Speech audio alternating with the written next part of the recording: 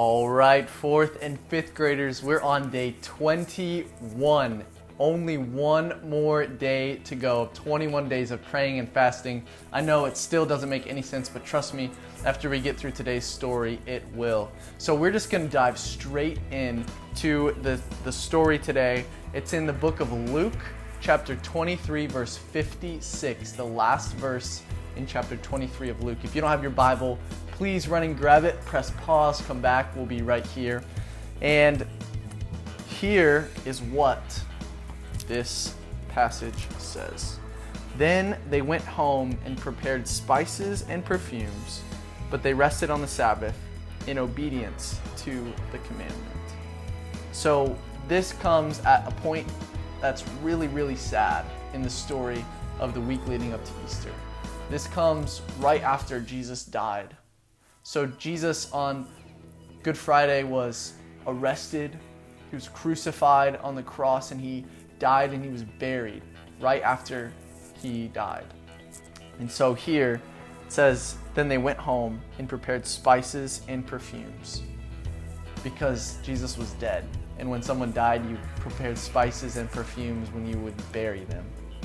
But they rested on the Sabbath, which was Saturday in their time, in obedience to the commandment. What was commanded long ago in the Old Testament, to rest on the Sabbath, because that is the day that the Lord has set aside for resting and for being with Him. So this is a sad part of the story, and this is why we can't end the 21 days of praying and fasting like this, because this is the point when all the people following Jesus, they have been with Him for 3 years now. Some of them not quite so long, but they've been with Him long enough to know that He can heal people that are blind, people that are sick.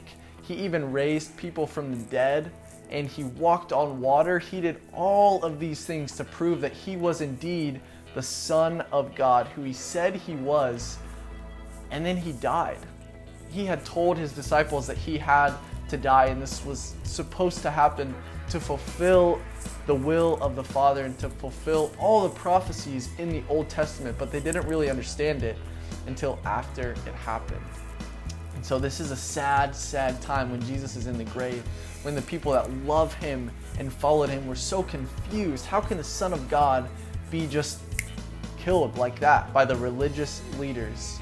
It's so confusing for them, so sad for them. But fourth and fifth graders, we know that the story doesn't end there. And so tomorrow, the last day, we are going to find out what happened after Jesus died on the cross. He was buried. And then tomorrow we're going to figure out what happens next. So stay tuned. We will be back. Love you guys. Have a great day and a happy early Easter.